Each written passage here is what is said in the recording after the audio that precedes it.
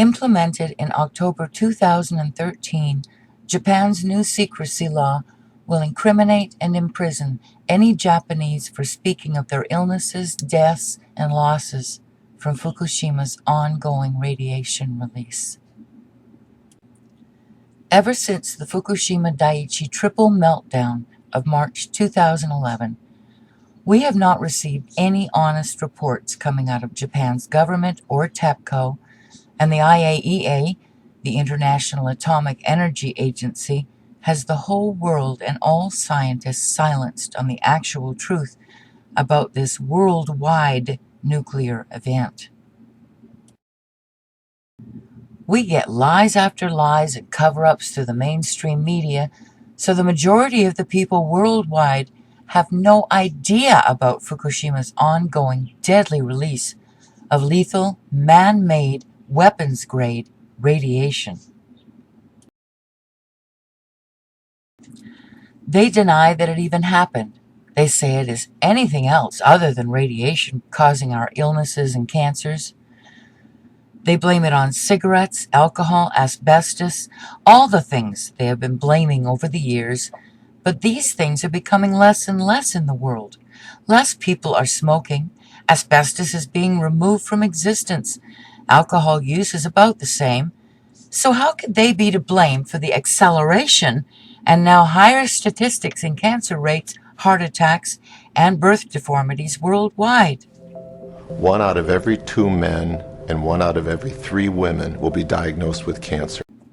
You are being lied to, and they are laughing at you as you follow along with and believe in their lies. Einstein once said, "The world will not be destroyed by those who do evil, but by those who watch them without doing anything." Try asking someone you work with if they know the current news on Fukushima, and most will give you a blank look saying something like, "What is Fukushima? Never heard of it." Or if they do know about it, their reply will be something like, "Oh yeah, that happened a few years ago. Those poor people over there." The news media has the world living in a false, numb, and dangerous fantasy, and the people don't want you to rip them out of that imaginary world they live in. Those of us that do speak the truth are labeled conspiracy theorists. But this is not a conspiracy, folks. I'm sorry to tell you. This is the real deal. We now live in a deadly radioactive world. Think about what you would have experienced if a single huge nuclear bomb, large enough to take out the whole northern hemisphere of Earth, had been detonated 3 years ago. That would have been a sudden, huge detonation, releasing all of its nuclear death immediately, and there would be no way the survivors would be able to hide, lie, or cover up the news of it. The thing within that bomb that would kill us is all the nuclear man-made isotopes of radiation that are designed to burn from the inside out, like your microwaves do when they heat your food. It would be a sudden, immediate release, and the death toll from the moment of detonation would be mind-boggling. Now, realize that the explosions of the nuclear reactors at Fukushima 3 years ago may have been smaller detonations than a huge nuclear bomb designed to take out half our planet, but these detonations opened the sealed reactors and released their cores of nuclear materials to allow a constant release of the same weapons-grade nuclear isotopes that a huge nuclear bomb large enough to take out the northern hemisphere of Earth would also release. Now here's where it gets even more frightening. One of the reactors at Fukushima, Reactor 3, had MOX fuel in it. That is both plutonium and uranium, the same elements that would be in a nuclear bomb designed to release the worst radioactive isotopes to kill on a wider scale. Reactor 3 and the other destroyed reactors are constantly releasing this nuclear death 24 hours a day and have been releasing this every single day since March of 2011. And no, these radioactive isotopes do not dilute, either in the air or the oceans, as the IAEA's pet scientists would have you believe through their publicly stated lies. They build up as more and more of them are being released, and they multiply. These isotopes are neutrons, protons, and electrons, atoms, in fission. And after their so-called half-lives, they do not just disappear or get weaker. It is the fission that splits the atoms into 2 or 3. The daughters of these are now 2 or 3 times as many. And when their fission is complete after their half-life, each one of those gives birth to 2 or 3 more, even deadlier radioactive isotopes that have much longer lifespans than their parent isotopes that are also undergoing their own nuclear fission. They are constantly splitting and multiplying worldwide now, not diluting. In fact, the word diluting doesn't even belong in the same sentence that is related in any way to man-made nuclear isotopes. When these isotopes enter your body, they burn their way through your body's cells and your DNA as they undergo their fission.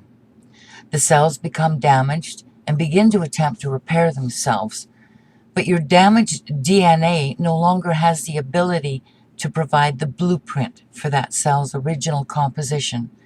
So the damaged cells grow and grow, not knowing when to stop, until they become malignant, cancerous tumors. If your DNA is damaged and you have offspring, your DNA no longer has a working blueprint to be able to know how to build another life. So we see terrible deformities in new births, including our wildlife and in our plants.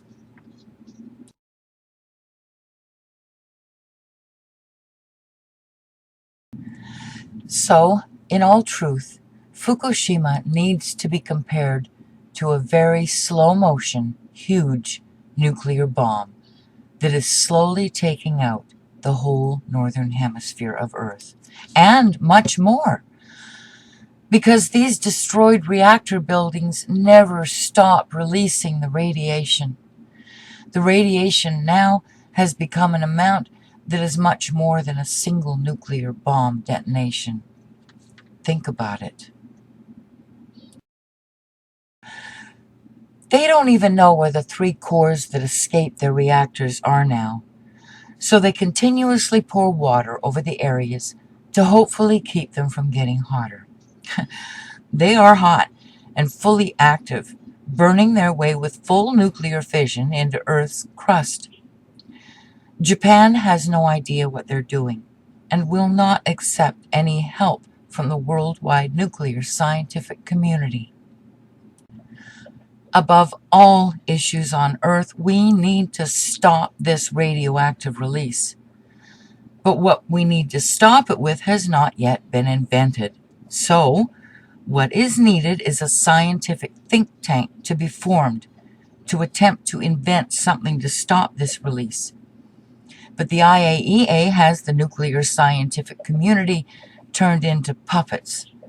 Instead, our once trusted scientists speak of this disaster as though it is nothing to worry about, and compares it to natural, not harmful potassium-40 radiation in bananas and licking iPhone chargers. These levels of radiation are just above natural background at the WIP site. And so there is no expectation that those measurements for you or your children or anyone else will show exposure on a lung count.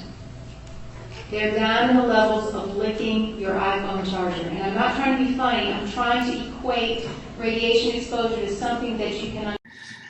They're treating us as though we are as mindless as snails and watching us fall ill and die. Their argument will be that they do not want to create mass hysteria. Well, By not giving the world the truth, they are taking away our chances of survival. And I believe that puts them into the category of being mass murderers.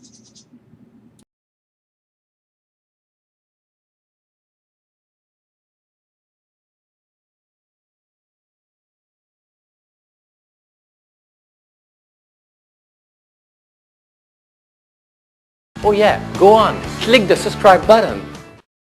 We need to get subscribed and get this unity stronger and beat YouTube at their own game. Okay, that's what this is about. Like I say, go to the remix button, hit the remix button. That way you'll have this video and keep up with this. Otherwise, YouTube's just going to control us, guys, and it's really bad.